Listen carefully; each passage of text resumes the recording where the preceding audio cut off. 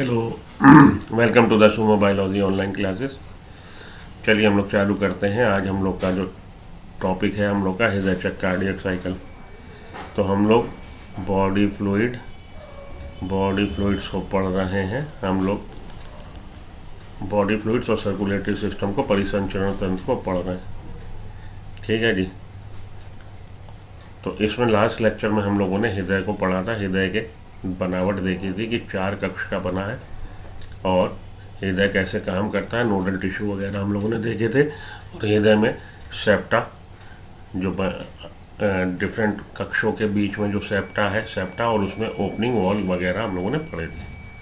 तो जैसा कि आपको याद हो, हृदय हमारा 4 चैम्बर 4 कक्ष से बना मस्कुलर स्ट्रक्चर है और इसमें ऊपर के जो 2 कक्ष हैं ऑरिकल्स वो स्मॉलर हैं, लेस मस्कुलेचर है at comparison to the lower हमारे चैम्बर्स के। तो लोअर चैम्बर जो है वेंट्रिकल्स वो मोर मस्कुलेचर हैं, ज़्यादा पावरफुल हैं और उनका वॉल्यूम भी ज़्यादा है।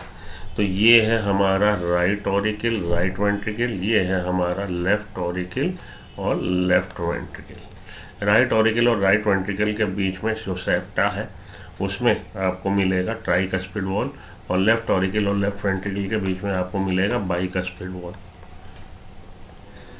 राइट वेंट्रिकल से अराइज होती है पल्मोनरी आर्टरी जो डीऑक्सीजनेटेड ब्लड लेके जाती है लंग्स पे। लंग्स के लेवल पे CO2 डीऑक्सीजनेटेड ब्लड से एल्वियोलाई में चली जाती है, ऑक्सीजन कैपिलरीज में आ जाती। तो ये अब ऑक्सीजनेटेड ब्लड हो गया। ये ऑक्सीजनेटेड ब्लड कैरी कौन करेगा? पल्मोनरी वेन, और उसको ले आएगी कहाँ? लेफ्ट ऑरिकल में। तो पल्मोनरी वेन आपके शरीर में केवल ऐसी वेन है जो ऑक्सीजनेटेड ब्लड को कैरी करती है। लेफ्ट ऑरिकल से ब्लड आ जाएगा लेफ्ट वेंट्रिकल में। लेफ्ट वेंट्रिकल जब बीट करेगा, जब ये कॉन्ट्रैक्ट होगा, सिस्टोल दिखाएगा, तो ब्लड पंप कर दिया जाएगा ऑरोटा में। ऑरोटा ये ऑक्सीजनेटेड ब्लड लेके चला जाएगा डिफरेंट बॉडी पार्ट्स पे। यहाँ पे टिश्यू लेवल पे ऑक्सीजन डिफ्यूज़ होके आ जाएगी टिश्यू पे और टिश्यू से CO2 चली जाएगी ब्लड में। तो ये ब्लड डीऑक्सीजनेटेड हो गया। ये deoxygenated blood via different veins और फाइनली सुपीरियर और इन्फीरियर वेना केवा ड्रेन हो जाएगा राइट ऑरिकल में। ये है आपका सर्कुलेशन का फ्लो पाथ, जिसको हम लोग डबल सर्कुलेशन भी बोलते हैं। ठीक है जी। अब आपने क्या देखा था कि नोडल टिश्यू की राइट ऑरिकल के अपर लेफ्ट कॉर्नर में अपर राइट ऑरिकल के अपर राइट कॉर्नर में SA नोड है जिसको हम लोग पेसमेकर बोलते हैं और लोअर लेफ्ट कॉर्नर में AV नोड है जिसको हम लोग एट्रियोवेंट्रिकुलर नोड बोलते हैं। ये सेल्फ पल्सेटाइल है, अपने आप ऑटो एक्साइटेबल है, नोडल टिश्यू है। ये जनरेट करता है एक्शन पोटेंशियल जो आ जाता है AV नोड तक। AV नोड से निकल रहा है AV बंडल्स पियर्स करेंगे इंटर वेंट्रिकुलर सेप्टम को, इंटर ऑरिकुलर वेंट्रिकुलर सेप्टम को, और इंटर वेंट्रिकुलर सेप्टम को छेदते हुए उसके ऊपर निकल आएंगे। बाद में ये राइट और लेफ्ट ब्रांच में बट जाएगा और इन ब्रांचेस से निकल रहा है बंडल ऑफ हेस जो पूरे हार्ट के मस्कुलेचर को सप्लाई दे रहे हैं। ये है इसकी अभी तक का जो हम लोग पढ़ के आए हैं। आज हम लोगों ने पढ़ना है कि हृदय चक्र के बारे में, हृदय कैसे काम करता है। तो कह रहा है जी आइए जाने हृदय कैसे काम करता है। पहली बात तो ये जान लीजिए कि हृदय में 2 चीज़ें हैं, सिस्टोल और डायस्टोल। सिस्टोल किसको हम लोग बोलना है? सिस्टोल बोलना है हम लोग कॉन्ट्रैक्शन को। जब हार्ट सिस्टोल का मतलब है हृदय का कॉन्ट्रैक्ट करना, संकुचन करना, और डायस्टोल का मतलब है रिलैक्स करना। तो सिस्टोल और डायस्टोल 2 बातें आपको टर्म बार बार आएंगे जिनको आपको मैंने समझाने की कोशिश यहाँ पे करी है। चलिए, तो अब ये हृदय कह रहा है कि हम लोग का हृदय जो 4 कक्षी है।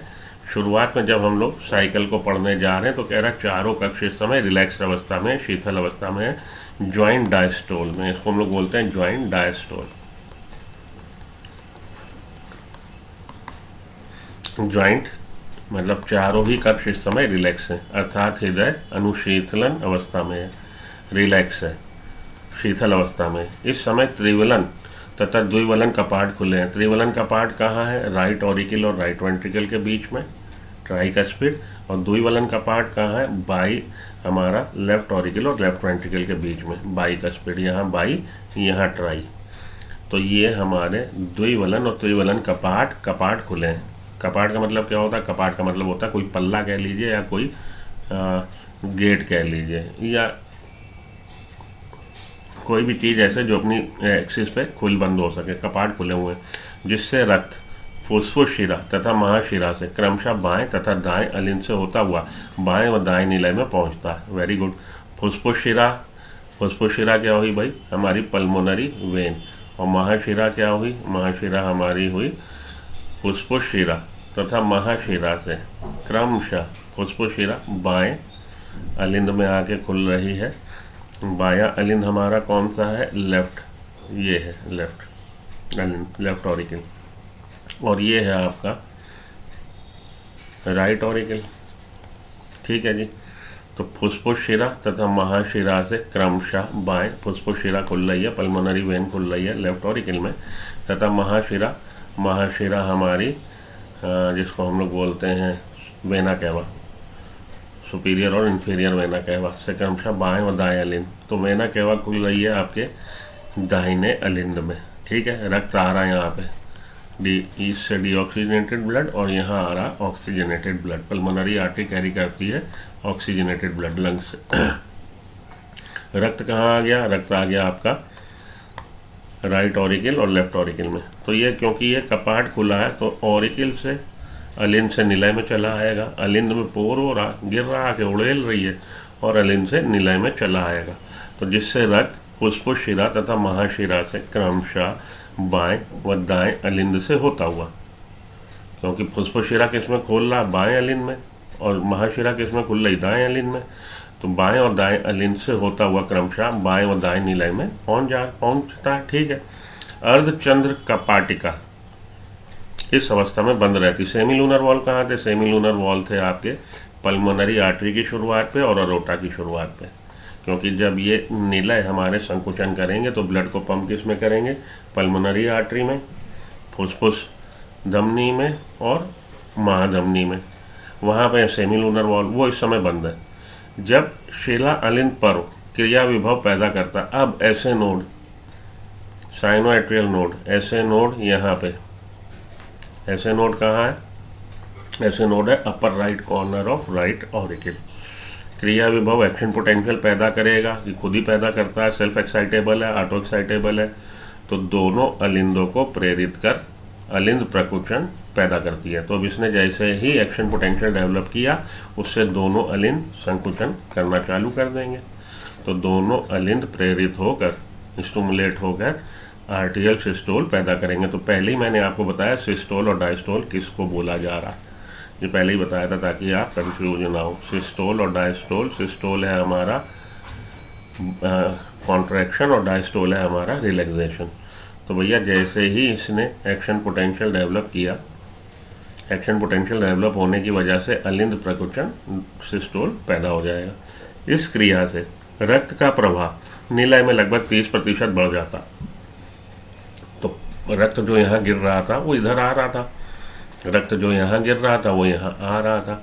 लेकिन जैसे ही ये कक्ष हमारे संकुचन करेंगे तो रक्त का प्रवाह ऑरिकल से वेंट्रिकल में अलिंद से निलय में 30% बढ़ जाता है। इंपॉर्टेंट लाइन है, इसको याद रखिएगा। 30% पूछा जाता है, क्वेश्चन यहीं से बना देता है, कहेगा जी इन चार में से कौन सा स्टेटमेंट सही है या गलत है।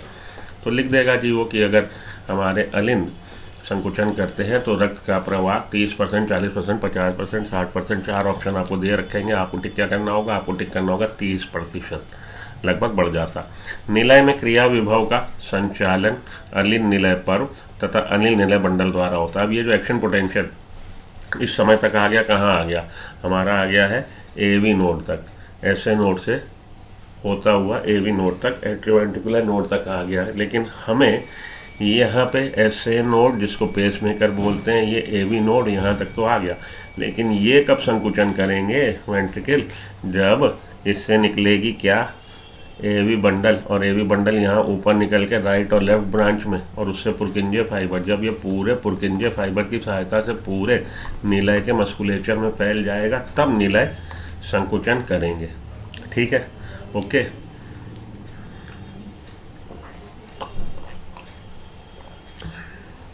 तो निलय में क्रिया विभव का संचालन अलिन निलय पर्व और अलिन निलय मंडल द्वारा होता है। अब निलय में जो एक्शन पोटेंशियल है, निलय में एक्शन पोटेंशियल कौन फैला रहा? निलय में एक्शन पोटेंशियल फैला रहा एवी नोड और अलिन निलय बंडल, एवी बंडल जो इससे निकलेंगे वो निलय में फैला देंगे, जहाँ से हिस के बंडल ऑफ हिस, राइट और left branch bundle of His, इसे निलय पेशीन्यास, जहाँ से भैया एवी नोड से AV bundle right and left में बटा, जिसे बंडल ऑफ हिस बोलना है, और बंडल ऑफ हिस से पुरकिंजे फाइबर। तो पूरे मस्कुलेचर वेंट्रिकुलर मस्कुलेचर में ये हमारी करंट दौड़ गई, एक्शन पोटेंशियल पहुंचा दिया गया। ठीक है, इसके कारण निलयी पेशियों में संकुचन होता है। अब निलयी पेशी संकुचन करेंगी, वेंट्रिकल्स डिपोलराइज हो गई तो वेंट्रिकल्स क्या करेंगी? संकुचन करेंगी, अर्थात निलय प्रकुचन इस समय अलिंद विश्राम अवस्था में आ जाते हैं।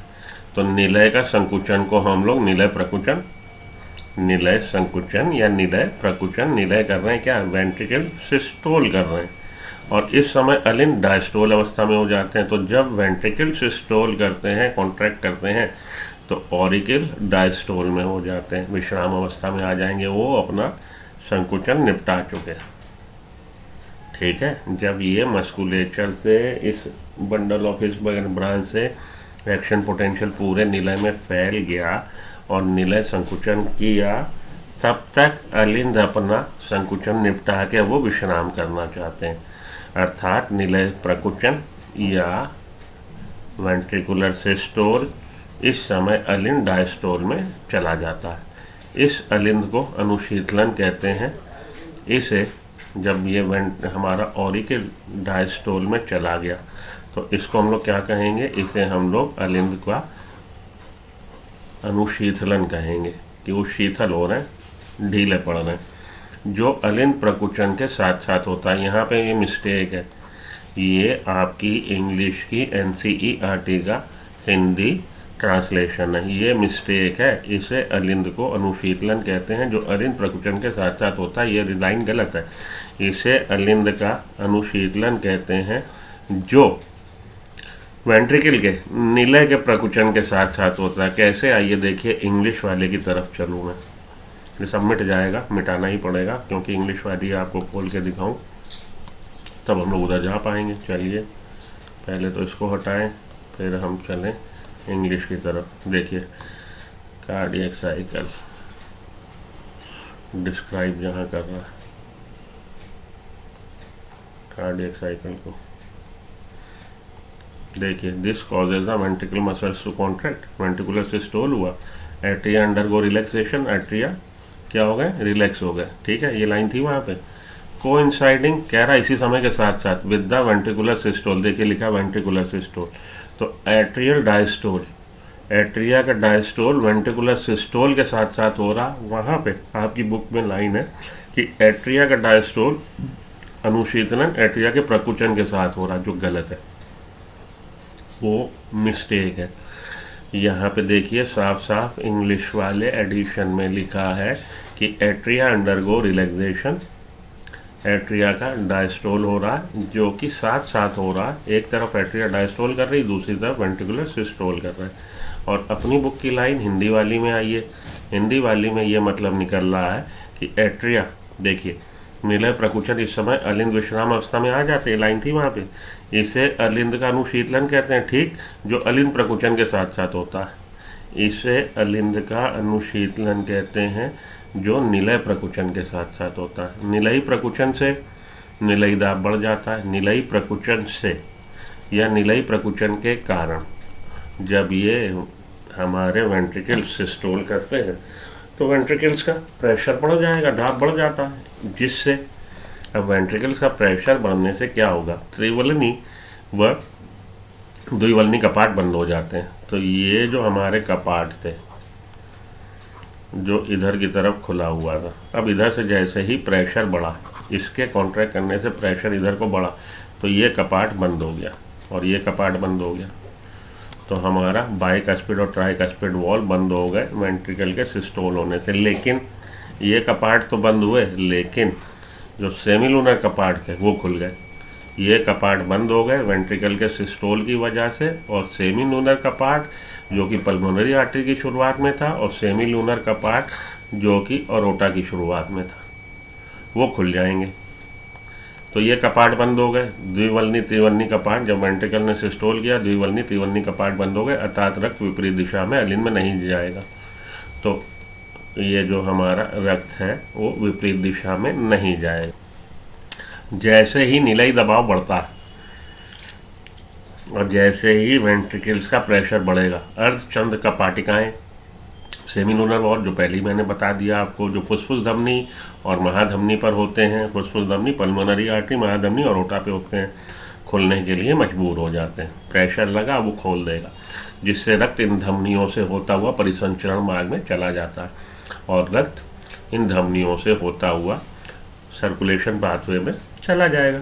निलय अब शीतल होने लगते हैं, शीतल हो जाते हैं, इसे निलयी अनुशीतलन। अब हम इसको वेंट्रिकल डायस्टोल कहते हैं। इस तरह निलय का दाब कम हो जाता है, जिससे निलय का दाब कम होगा तो दाब बढ़ने से अर्धचंद्र कपाटिकाएं खुल गई। जब इधर से प्रेशर बढ़ा था, वेंट्रिकल्स का प्रेशर जब बढ़ा था तो क्या हुआ था, सेमिलूनर वॉल खुल गए थे। तो वेंट्रिकल्स का प्रेशर कम होगा तो क्या होगा, सेमिलूनर वॉल बंद हो जाएंगे, जिससे रक्त इन धमनियों में जो भेज दिया गया पल्मोनरी धमनी और अरोटा में, वो वापस हृदय में नहीं आ पाएगा। तो ये हमारे सेमिलूनर वॉल अर्धचंद्र कपाटिकाएं बंद हो जाएंगे जब निलय का दबाव कम हो जाएगा। निलय का दबाव बढ़ने से ये खुल गए थे कपाट, और ये हमारा द्विवल्नी और त्रिवल्नी बंद हो गए थे। अब जब इसका प्रेशर कम होगा निलय का, तो ये वाले जो वॉल हैं सेमिलूनर वॉल, ये बंद हो जाएंगे और ये वॉल खुल जाएंगे, द्विवल्नी और त्रिवल्नी। चलिए, अर्धचंद्र कपाटिकाएं जो फुसफुस धमनी तथा महाधमनी पर होते हैं, खुलने के लिए मजबूर हो जाते हैं, जिसके कारण रक्त इन धमनियों से होता हुआ परिसंचरण मार्ग में चला जाता है। निलय अब शिथिल होने लगे। इस तरह निलय का दाब कम हो जाता है, जिससे अर्धचंद्र कपाटिका बंद हो जाती है, सेमिलूनर वॉल बंद हो जाएंगे, जिससे रक्त का विपरीत प्रवाह निलय में नहीं होगा, और रक्त का विपरीत प्रवाह निलय में नहीं होता। निलयी दाब और कम हो जाता है। अब वेंट्रिकल का प्रेशर और कम हो जाएगा, अतः अलिंद में रक्त का दाब अधिक होने के कारण, और अलिंद में रक्त का दाब अधिक होने के कारण द्विवल्नी कपाट तथा त्रिवल्नी कपाट खुल जाते हैं। यहाँ इधर से तो प्रेशर कम हुआ, लेकिन इधर प्रेशर बढ़ रहा। इधर प्रेशर बढ़ने से ये हमारे द्विवल्नी और त्रिवल्नी कपाट खुल जाएंगे। अतः अलिंद में रक्त का दाब अधिक होने से द्विवल्नी तथा त्रिवल्नी कपाट खुल जाते हैं। इस तरह शिराओं से आए हुए रक्त का प्रवाह अलिंद से पुनः निलय में शुरू हो जाता है, और ये जो शिराएं यहाँ पे रक्त ला के छोड़ रही हैं दाहिने और बाएं अलिंद में, उनका उस रक्त का प्रवाह अलिंद से निलय की तरफ शुरू हो जाता है। निलय तथा अलिंद एक बार पुनः, जैसे कि ऊपर लिखा है, शीतलावस्था में चले जाते हैं। और जहाँ से हमने चालू किया था कि चारों कक्ष इस समय रिलैक्स अवस्था में है, अब फिर से वही अवस्था आ गई, चारों कक्ष इस समय फिर से रिलैक्स अवस्था में है। तो साइकिल हमारा पूरा हो गया। जहाँ से हम चले थे साइकिल का चक्र वहीं पे लौटा है। तो जहाँ से हमने चालू किया था कि at present all the 4 chambers are in relax state, सभी चारों चैम्बर जो हैं, कक्ष जो हैं, शीतल अवस्था में है, वापस हम उसी बिंदु पे पहुंच गए कि इस समय चारों कक्ष शीतल अवस्था में। शिरा अलिंद पर ऐसे नोड पुनः क्रिया विभव उत्पन्न कर पैदा करेगा। तो अब ऐसे नोड फिर से एक बार एक्शन पोटेंशियल डेवलप करेगा, और फिर से एक्शन पोटेंशियल ऐसे नोड से एवी नोड से एवी बंडल से बंडल ऑफ से पुरकिंजिया फाइबर, ऑरिकल सिस्टोल करेंगे पहले। ऑरिकल के सिस्टोल करने से 30% फ्लो बढ़ जाएगा। ऑरिकल के सिस्टोल से ये हमारे बाइकस्पिड ट्राइकस्पिड वॉल खुले ही हुए थे, 30% इधर फ्लो बढ़ गया। इसके बाद ये जब एक्शन पोटेंशियल पहुंच गया वेंट्रिकल्स में, वेंट्रिकल सिस्टोल करेंगे तो वेंट्रिकल्स का प्रेशर बढ़ेगा। निलय का प्रेशर बढ़ने से क्या होगा, तो हमारे अर्धचंद्र कपाट जो है खुल जाएंगे, सेमिलूनर वॉल, और ये बाइकस्पिड ट्राइकस्पिड वॉल बंद हो जाएंगे। उसके बाद रक्त प्रवाहित हो जाएगा महाधमनी और फुसफुस धमनी में, उसके बाद जैसे ही वेंट्रिकल रिलैक्स करेंगे वेंट्रिकल्स का प्रेशर कम होगा, वेंट्रिकल्स का प्रेशर कम होने से सेमी लूनर वॉल्व बंद हो जाएंगे। ऊपर से प्रेशर बढ़ रहा ऑरिकल्स में, ऑरिकल्स का प्रेशर बढ़ने से बाइकस्पिड ट्राइकस्पिड वॉल्व खुल जाएंगे और ब्लड इधर आने लगेगा। उसके बाद अब ये चारों रिलैक्स अवस्था में है, फिर से एक बार एसएनओड एक्शन पोटेंशियल डेवलप करेगा, फिर से यही कहानी दोहराई जाएगी, यही चलता रहेगा। ये है कार्डियक साइकिल। उपरोक्त वर्णित सारी क्रिया को दोहराती है जिससे प्रक्रिया लगातार चलती रहती। क्लियर। एक हृदय स्पंदन के आरंभन से दूसरे हृदय स्पंदन के आरंभ होने के बीच के घटना चक्र को हम कार्डियक साइकिल कहते हैं। तो एक हृदय स्पंदन हार्ट बीट से दूसरी हार्ट बीट के आरंभ होने तक, from one point two another, हम लोग क्या बोलेंगे, उसको कार्डियक साइकिल बोलेंगे। तथा इस क्रिया में दोनों अलिंदों और दोनों निलय का प्रकुचन व अनुशीतन सम्मिलित होता है। और इसमें चारों कक्ष जो हैं, चारों कक्ष में दोनों अलिंद दोनों निलय डायस्टोल और सिस्टोल दिखाते हैं। जैसा कि ऊपर वर्णन किया जा चुका है, हृदय स्पंदन 1 मिनट में 72 बार होता है।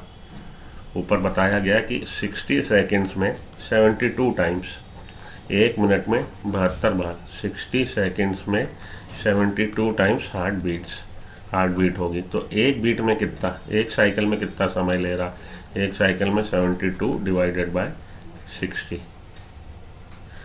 ना, 72 बीट्स, गलत हो गया बेटा। 72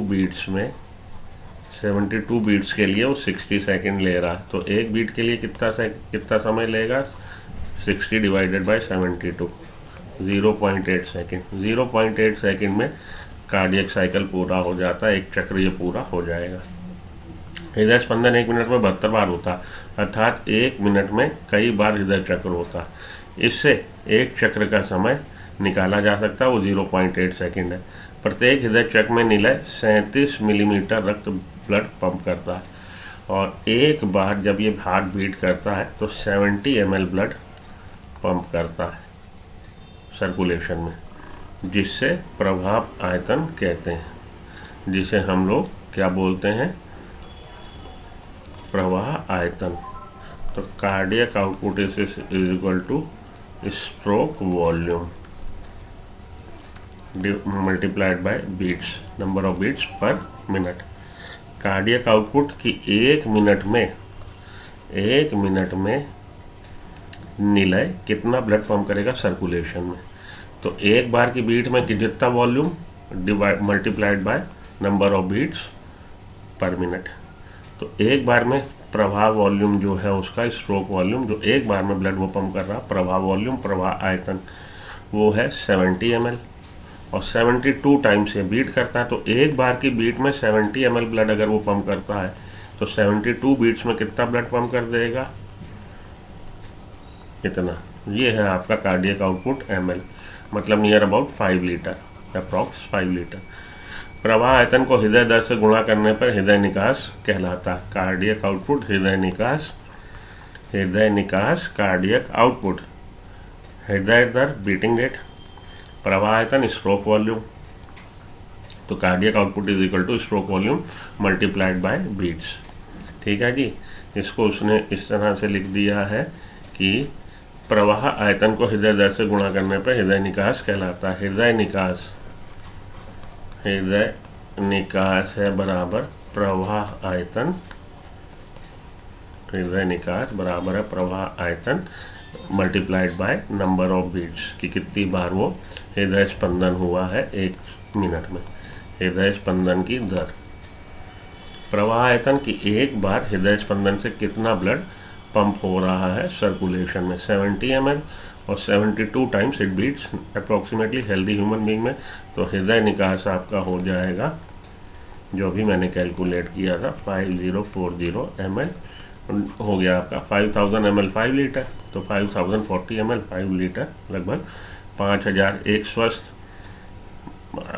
और मात्रा में औसतन 5000 मिलीमीटर या 5 लीटर होती कैपेसिटी आउटपुट, कार्डियक आउटपुट। प्रवाह आयतन को हृदय दर से गुणा करने पर हृदय निकास कहलाता है। इसीलिए हृदय निकास प्रत्येक निलय द्वारा रक्त की मात्रा को प्रति मिनट बाहर निकालने की क्षमता है। हृदय निकास क्या है, प्रत्येक निलय दो निलय हैं, एक निलय द्वारा, प्रत्येक निलय द्वारा रक्त की मात्रा को, कितनी रक्त की मात्रा को प्रति मिनट पंप कर रहा, उसको हम लोग हृदय निकास या कार्डियक आउटपुट कहते हैं। हम प्रवाह आयतन तथा हृदय दर को बदलने की क्षमता रखते हैं। हम लोगों में ये क्षमता है कि हम लोग कार्डियक आउटपुट को बदल सकें या स्ट्रोक वॉल्यूम को बदल सकें। हम प्रवाह आयतन को तथा हृदय दर को बदलने की क्षमता रखते हैं। इसे हृदय निकास भी बदलता है। तो अगर आपका हृदय निकास, भैया हृदय निकास क्या है, कार्डियक आउटपुट, हृदय निकास बराबर है प्रवाह आयतन मल्टीप्लाइड बाय हृदय दर। तो आप इन दोनों में से किसी को भी बदल दीजिए। अगर आपने हृदय दर बदल दी तो हृदय निकास बदल जाएगा, प्रवाह आयतन बदल दिया, हृदय निकास बदल जाएगा। तो जब हमें ये क्षमता है कि हम प्रवाह आयतन को मॉडरेट कर सकते हैं, चेंज कर सकते हैं, ऑल्टर कर सकते हैं, हार्ट रेट को ऑल्टर कर सकते हैं, फिजियोलॉजिकल हमारे में ये क्षमता है, तो हृदय निकास को भी कर सकते हैं। उदाहरण के तौर पर खिलाड़ी धावकों का हृदय निकास सामान्य मनुष्य से अधिक होता है। तो खिलाड़ी होते हैं या एथलीट होते हैं, उनका कार्डियक आउटपुट सामान्य मनुष्य से ज़्यादा होता है, क्योंकि वो एक्सरसाइज वगैरह करते हैं, हैबिचुएट हो गए हैं, एडप्टेड हो गए हैं। हृदय चक्र के दौरान दो महत्वपूर्ण ध्वनियाँ स्टेथोस्कोप द्वारा सुनी जा सकती। तो हृदय चक्र के दौरान दो महत्वपूर्ण ध्वनि साउंड, हार्ट साउंड आप सुन सकते हैं with the help of stethoscope. प्रथम ध्वनि लब त्रिवर्णी और द्विकटनी कपाट के बंद होने से संबंधित है। तो प्रथम हार्ट साउंड जो है, फर्स्ट हार्ट साउंड, वो लब, वो किसकी वजह से उत्पन्न हो रही है, ट्राइकस्पिड और बाइकस्पिड वॉल के बंद होने से। जबकि दूसरी ध्वनि और दूसरी जो साउंड है वो सेमिनूनर वॉल के बंद होने से है। तो पहली जो ध्वनि आ रही है हार्ट बीट के दौरान, जब आप स्टेथोस्कोप लगा के किसी की, कहते हैं ना, तो सामने जब आता है दिल धक से धड़क जाता है, दिल जो धड़क रहा है उसकी आप सुन सकते हैं आवाज़ स्टेथोस्कोप की सहायता से। तो स्टेथोस्कोप की सहायता से जब आप सुनेंगे तो दो आपको ध्वनि सुनाई देगी, लब डब लब डब लब डब। पहला जो आपको डुक डुक डुक डुक डुक डुक जो आप सुनते हो, अपना ये कौन बनेगा करोड़पति देखते हो, उसमें बैकग्राउंड में वो चलाता है, पूछता है, अमिताभ बच्चन साहब पूछते हैं कितने करोड़ का प्रश्न है बताइए, तो पीछे पीछे वो डुक डुक डुक डुक बजाया करते हैं ना। तो ये लब डब जो साउंड आ रही है बेसिकली वो किसकी है, वो ये जो हमारे हार्ट में वॉल्व है उनके बंद होने की वजह से आती है। तो लब साउंड आती है जब बंद होते हैं बाइकस्पिड और ट्राइकस्पिड वॉल, और dub sound, second heart sound आती है जब बंद होते हैं सेमिलूनर वॉल। जबकि दूसरी ध्वनि डब अर्थ चंद्र कपाट के बंद होने से संबंधित है। इन दोनों ध्वनियों का चिकित्सीय निदान में बहुत महत्व है। तो चिकित्सा क्लिनिकल सिग्निफिकेंस इनका बहुत है, इन दोनों ध्वनियों का। यहाँ पे आके आपका हृदय चक्र कंप्लीट हुआ। अब हम लोग चलते हैं अगले सेक्शन की तरफ, विद्युत हृदय लेख इलेक्ट्रोकार्डियोग्राफ की तरफ। ठीक है जी, चलिए हृदय चक्र खत्म। अब हमारा दूसरा टॉपिक आज का है विद्युत हृदय चक्र इलेक्ट्रोकार्डियोग्राफ। आप शायद अस्पताल के टेलीविज़न के दृश्य से चिरपरिचित होंगे। अस्पताल के टेलीविज़न के दृश्य से आपने देखा होगा, अस्पताल में जाएं तो वहाँ पे आपको आईसीयू वगैरह में क्या दिखेगा कि कई एक मॉनिटर लगे हुए हैं और ईसीजी मशीन लगी हुई है, ईसीजी लिया जा रहा है। जब कोई बीमार व्यक्ति हृदयघात के कारण निगरानी मशीन पर रखा जाता है, जब किसी व्यक्ति को कार्डियक अटैक हुआ और उसको हम लोगों ने निगरानी मशीन, मॉनिटरिंग मशीन पे रखा है, तब आप beep beep beep beep beep beep beep beep की आवाज़ सुन सकते हैं। तो आपको वहाँ पे पिप पिप पिप इस तरह की आवाज़ सुनने को मिल सकती है। इस तरह की मशीन का उपयोग विद्युत हृदय लेख प्राप्त करने के लिए किया जाता है। इस मशीन का नाम है इलेक्ट्रोकार्डियोग्राफ, और जो आपको निकल के मिल रहा है, वो जो आपको एक लंबी सी स्लिप दे दी जाती है, उसको कहते हैं इलेक्ट्रोकार्डियोग्राम। मशीन का नाम इलेक्ट्रोकार्डियोग्राफ, और जो आपको एक रोल सा करके गुल्ला गुल्ला करके दे देते हैं, लो जी ईसीजी पकड़ो अपना, वो विद्युत हृदय लेख इलेक्ट्रोकार्डियोग्राम है। तो ग्राफ और ग्राफ है आपकी मशीन, ग्राम है आपका ग्राफिक रिप्रेजेंटेशन। ईसीजी प्राप्त करने के लिए किया जाता है। तो इस मशीन का उपयोग कर रहे हैं हम लोग विद्युत हृदय लेख को प्राप्त करने के लिए, इलेक्ट्रोकार्डियोग्राम को प्राप्त करने के लिए।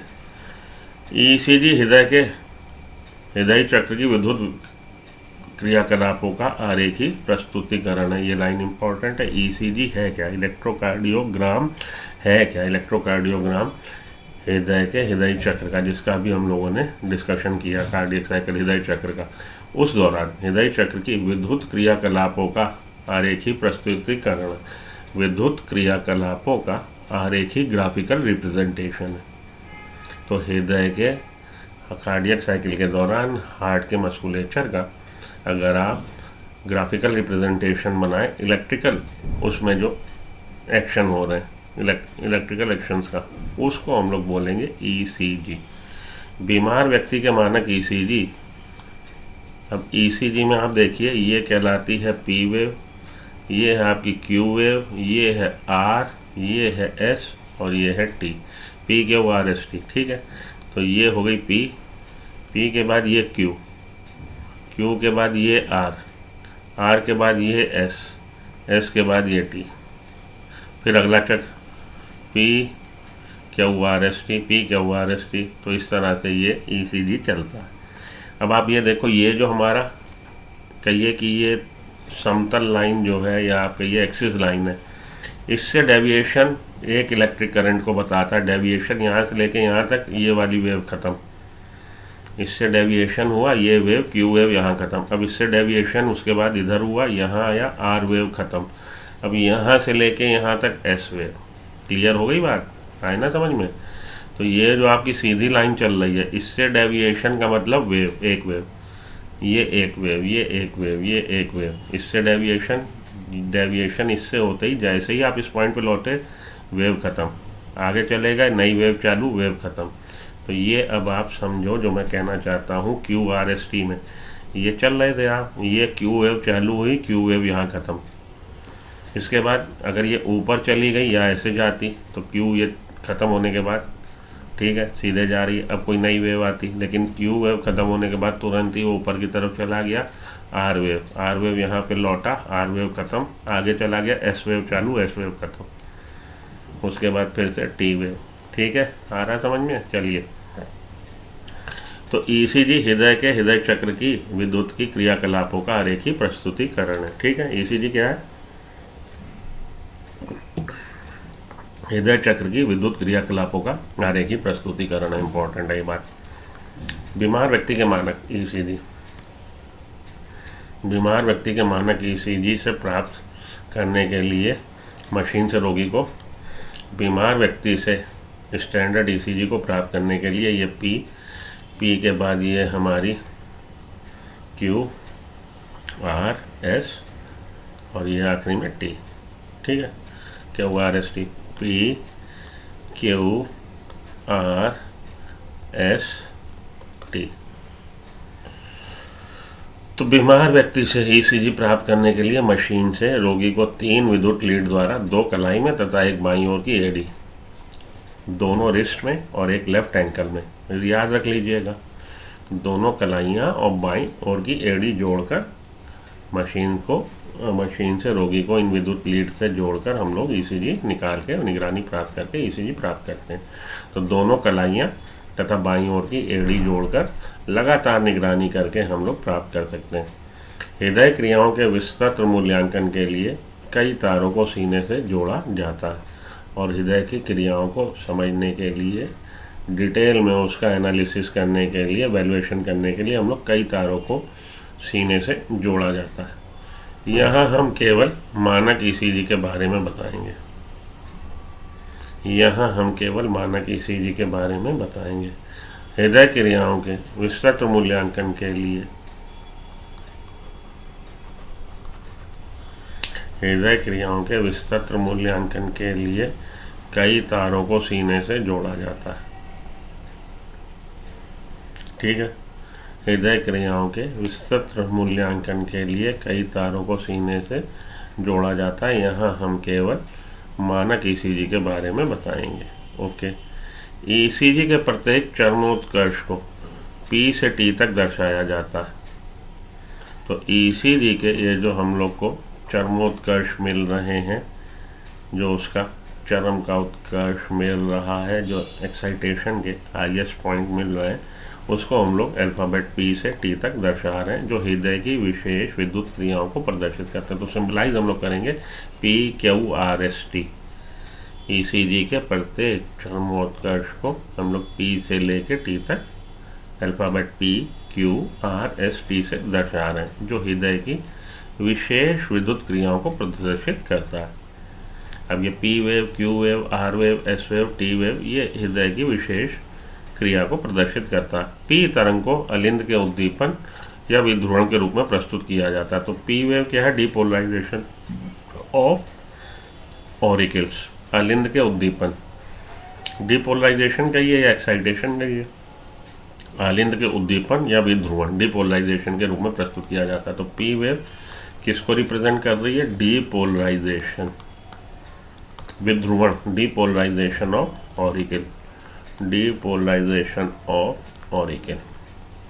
P वेव विध्रुवण किसका? अलिंद का विध्रुवण, अलिंद के विध्रुवण को या अलिंद के उद्दीपन को प्रदर्शित करता है, जिससे दोनों अलिंद का संकुचन सिस्टोल होगा। जब वो उद्दीपित होंगे तो सिस्टोल करेंगे, कॉन्ट्रैक्ट करेंगे। QRS सम्मिश्र निलय के अध्रुवण को प्रस्तुत करता है। QRS किसको प्रदर्शित कर रहा है? तो वेंट्रिकल डिपोलराइजेशन को, वेंट्रिकल्स के डिपोलराइजेशन को, सम्मिश्र निलय के अध्रुवण को,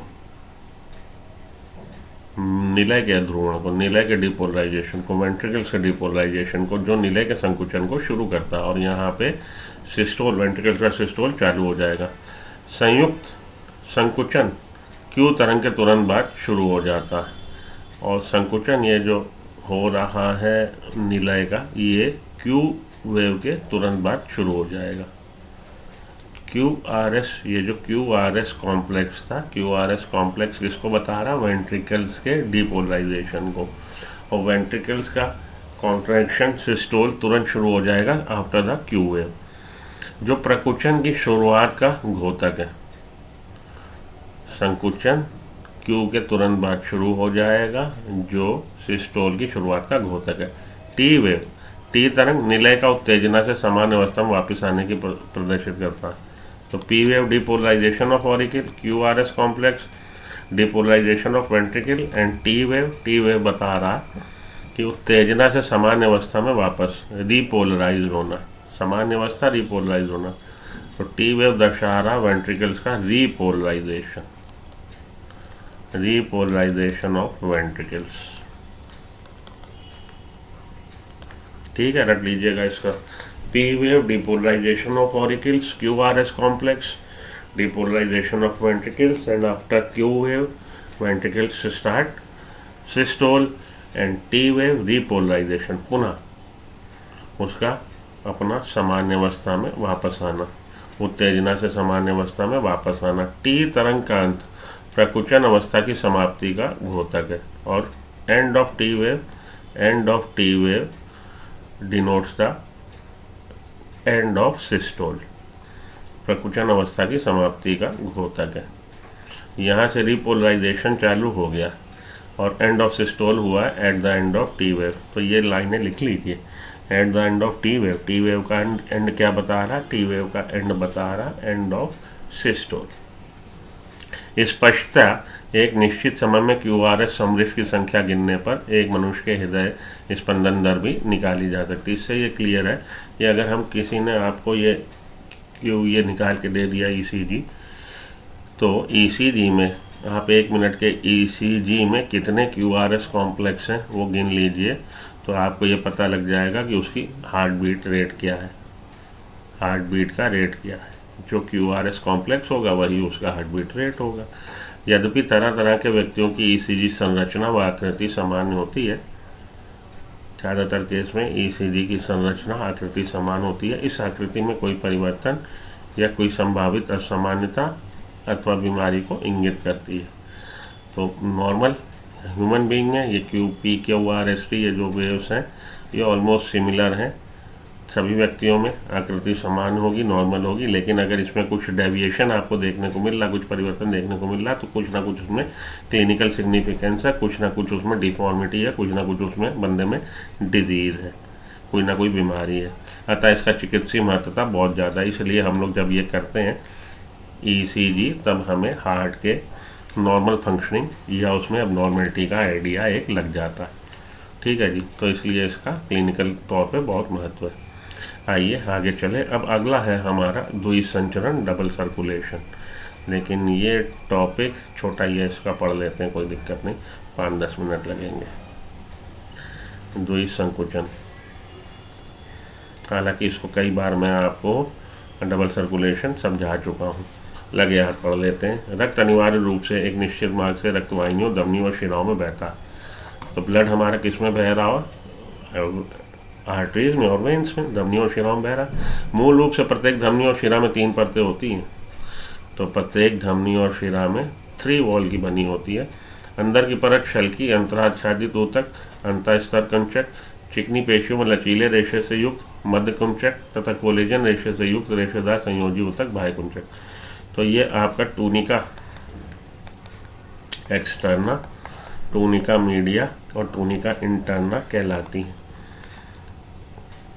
तो धमनी में 3 लेयर हैं, टूनिका एक्सटर्ना बाहरी, टूनिका मीडिया बीच में और टूनिका इंटरना सबसे अंदर की। यहाँ पे इन्होंने अंतःस्तर कंचक बता रहा, अंदर की शल्की अंतराच्छादित ऊतक, सबसे अंदर की लेयर अंतःस्तर कंचक, अंतःस्तर कुंचक, चिकनी व पेशी व लचीले रेशे से युक्त मध्य कुंचक तथा कोलेजन रेशे से युक्त रेशेदार संयोजी ऊतक। कोलेजन रेशे से युक्त हमारी कौन सी? रेशेदार connective tissue, fibrous connective tissue, बाह्य कुंचक एक्सटर्ना, टूनिका एक्सटर्ना। शिराओं में मध्य कुंचक अपेक्षाकृत पतला होता है। तो धमनी की कंपैरिजन में शिराओं में मध्य कुंचक पतला होता है। तो बाह्य कुंचक, मध्य कुंचक, अंतःकुंचक 3 तरह के हैं। 3 लेयर की बनी हुई हमारी ब्लड वेसल्स हैं, रक्तवाहिनियाँ हैं। ब्लड वेसल्स फर्दर धमनी और शिरा। धमनियों में ऑक्सीजनेटेड ब्लड, धमनी ब्लड ले जाती है हार्ट से डिफरेंट बॉडी पार्ट्स को, और शिराएँ ब्लड लेके आती है बॉडी पार्ट से हार्ट में। धमनी में बहता है प्योर ब्लड या ऑक्सीजनेटेड ब्लड, और शिराओं में बहता है डीऑक्सीजनेटेड ब्लड। केवल एक धमनी और शिरा इसका पालन नहीं करती, वो है पल्मोनरी आर्टरी और पल्मोनरी वेन। पल्मोनरी आर्टरी में डीऑक्सीजनेटेड ब्लड और पल्मोनरी वेन में ऑक्सीजनेटेड ब्लड फ्लो करता है। ठीक है जी, 3 लेयर की बनी हुई हैं आपकी blood vessels, tunica externa, tunica media, tunica interna, जिसको कि ये बोल रहा कंचक, अंतःकुंचक, बाह्य कुंचक और मध्य कुंचक। ओके, अब ये जो बाह्य वाला कुंचक है ये कनेक्टिव टिश्यू का बना हुआ है, कोलेजन के कनेक्टिव टिश्यू का बना है। क्लियर? मध्य कुंचक जो है यह टूनिका मीडिया, ये धमनी की तुलना में शिरा में कम होता है, इसका वॉल्यूम कहिए तो पतली होती है शिरा धमनी की तुलना में। जैसा कि पहले बताया जा चुका है, दाएं निलय द्वारा पंप किया गया रक्त फुस्फुसी धमनी में जाता है। ऊपर हम लोग पढ़ चुके हैं, तो फिर से वो देख लीजिए, चारों चैम्बर, ये चारों चैम्बर हैं आपके। ये है आपका राइट ऑरिकल, ये है राइट वेंट्रिकल, ये है लेफ्ट ऑरिकल, ये है लेफ्ट वेंट्रिकल, यहाँ पे है आपका ट्राइकस्पिड वॉल, यहाँ पे है बाइकस्पिड वॉल। राइट वेंट्रिकल से राइज हो रही है पल्मोनरी आर्टरी, जो ब्लड लेके जा रही है कहाँ पे? लंग्स पे। तो कह रहा फुस्फुसी धमनी, दाहिने निलय राइट वेंट्रिकल से ब्लड किस में पंप हो रहा? फुस्फुसी धमनी में, पल्मोनरी आर्टरी में। जबकि बाएं निलय से ब्लड किस में पंप हो रहा? तो लेफ्ट वेंट्रिकल से ब्लड पंप हो रहा ऑरोटा में, महाधमनी में। ऑक्सीजन रहित ब्लड फेफड़ों में ऑक्सीजन युक्त होकर फुस्फुस शिराओं से होता हुआ बाएं अलिंद में आ जाता है। ऑक्सीजनेशन होने के बाद ऑक्सीजनेटेड ब्लड किस में आ गया? ऑक्सीजनेटेड ब्लड आ गया हमारा बाएं अलिंद में। यह संचरण पथ फुस्फुस संचरण कहलाता है। यह जो सर्कुलेशन पाथवे है कि राइट वेंट्रिकल से लंग्स में और लंग्स से वापस ऑरिकल में। राइट वेंट्रिकल से ब्लड कहाँ गया? लंग्स के लेवल पे, और लंग्स से वापस लेफ्ट ऑरिकल में। ये कहलाएगा पल्मोनरी सर्कुलेशन, फुस्फुस संचरण। और लेफ्ट वेंट्रिकल से ब्लड पंप हुआ अरोटा में, अरोटा से डिफरेंट बॉडी पार्ट, और डिफरेंट बॉडी पार्ट से डिफरेंट ब्लड वेसल से हमारा सुपीरियर और इन्फीरियर वेना कैवा से राइट ऑरिकल में आ गया, ये कहलाएगा आपका सिस्टमेटिक सर्कुलेशन। यह संचरण पथ पुष्पसंचरण ऑक्सीजन जनित रक्त महाधमनी से होता हुआ धमनी, धमनिकाओं, केशिकाओं, तो आर्टरीज, आर्ट्रियोल्स और कैपिलरीज, आर्ट्रियोल्स, कैपिलरीज, धमनी, धमनिकाओं, केशिकाओं से होता हुआ वापस ऊतक तक जाता है, होता हुआ ऊतक तक जाता है, वहाँ से ऑक्सीजन रहित होकर शिरा, शिराओं तथा महाशिरा, वेन, वेन्यूल्स और हमारी वेन्यूल्स, वेन्स और आपकी सुपीरियर और इंफीरियर वेना कैवा से होता हुआ दाहिने लिन में आता है। यह एक क्रमबद्ध परिसंचरण है, ये सिस्टमेटिक सर्कुलेशन है। यह क्रमबद्ध परिसंचरण, ये सिस्टमेटिक सर्कुलेशन पोषक पदार्थ, ऑक्सीजन तथा अन्य जरूरी पदार्थों को ऊतक तक पहुंचाता है। तो ये जो सिस्टमेटिक सर्कुलेशन है, क्रमबद्ध सर्कुलेशन, ये इसका काम क्या है कि यह पोषक पदार्थ को, ऑक्सीजन को तथा अन्य जरूरी पदार्थों को ऊतक तक पहुंचाता है तथा वहां से कार्बन डाइऑक्साइड तथा अन्य हानिकारक पदार्थों को बाहर निकालने के लिए ऊतकों से दूर ले जाता है। ऊतक तक इसने डिलीवरी दे दी, मिनरल्स की दे दी, न्यूट्रिएंट्स की दे दी, ऑक्सीजन की दे दी और भी जितने ज़रूरी पदार्थ थे उनकी दे दी, और वहाँ से ले आया ऊतक के लेवल से कार्बन डाइऑक्साइड वापस ले आया, जितने भी आपके हानिकारक पदार्थ थे उनको भी वापस ले आया, ऊतकों से दूर ले गया। एक अनूठी संवहन संभरता आहार नाल तथा यकृत के बीच उपस्थित होती है। इसी तरह से आप देखेंगे कि एक अनूठी संवहनी संभरता आहार नाल और यकृत के बीच में होती है। तो पोर्टल सिस्टम है किसके बीच में? इंटेस्टाइन के बीच में और लीवर के बीच में अनूठी संवहन संभरता पोर्टल सिस्टम, जिसे यकृत निवाहिका परिसंचरण तक हेपेटिक पोर्टल सिस्टम कहते हैं, जिसको हम लोग किसके बीच में है? लीवर के बीच में और इंटेस्टाइन के बीच में पोर्टल सिस्टम, लीवर के बीच में और इंटेस्टाइन के बीच में पोर्टल सिस्टम है।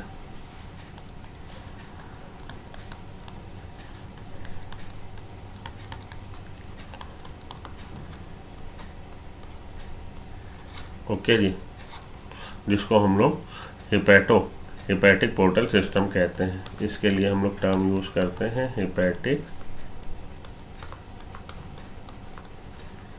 Portal system. यकृत निवाहिका शिरा रक्त को इससे पहले कि यह क्रमबद्ध परिसंचरण में आंत से यकृत तक पहुंचाती है। तो ये जो हमारी हेपेटिक पोर्टल वेन है, ये क्या कर रही है? रक्त को इसके पहले कि वह क्रमबद्ध परिसंचरण में आंत से यकृत तक पहुंचाती है, कि इससे पहले कि वो सिस्टमेटिक सर्कुलेशन में आ जाए, पहले वो क्या करेगी? इंटेस्टाइन से रक्त को कलेक्ट करके कहाँ ले जाएगी? लीवर पे। तो इंटेस्टाइन से रक्त कलेक्ट होके कहाँ आ जाना चाहिए था? मेन सर्कुलेशन में। लेकिन क्या हुआ कि मेन सर्कुलेशन में ना आके वो किस पे ले गया? रक्त पहले लीवर पे। तो यकृत निवाहिका परिसंचरण तंत्र, हेपेटिक पोर्टल सिस्टम, यकृत निवाहिका शिरा, हेपेटिक पोर्टल वेन रक्त को इससे पहले कि वह क्रमबद्ध परिसंचरण में आए, आंत से यकृत तक पहुंचा देती है।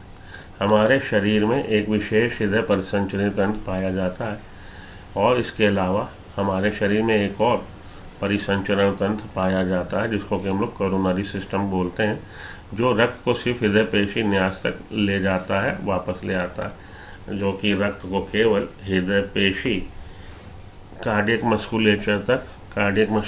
मस्कुलेचर सिस्टम तक लाता है और वापस ले जाता है। ये हम लोग पहले ही देख चुके भैया, कई बार बना चुका हूँ मैं इसको आप लोग के लिए डायग्राम को, इस तरह से नहीं लेकिन कई बार दूसरी तरह से मैंने डायग्राम बनाया। अब ये शिरा है, ये धमनी है, इसमें देखिए जो हमारी मध्य प्रकुंचक है ये काफ़ी मोटा है और इसमें काफ़ी पतला है। तो टूनिका मीडिया जो है वो काफ़ी मोटी होती है धमनी में, जबकि टूनिका मीडिया पतली होती है शिरा। हृदय क्रिया का नियमन और परिसंचरण तंत्र की विकृतियाँ, ये अब आपका अगले लेक्चर में हम लोग पढ़ते हैं। यहाँ पे आके वाणी को विराम देता हूँ। इतना आप पढ़ो, इससे रिलेटेड क्वेश्चन लगाओ, कैसा लगा लेक्चर वो बताओ, हिट पसंद आया हो तो हिट बटन दबाओ, नहीं पसंद आया हो तो भी लाइक दबा दो, क्या जाता है। कुछ ज़्यादा थोड़ी है।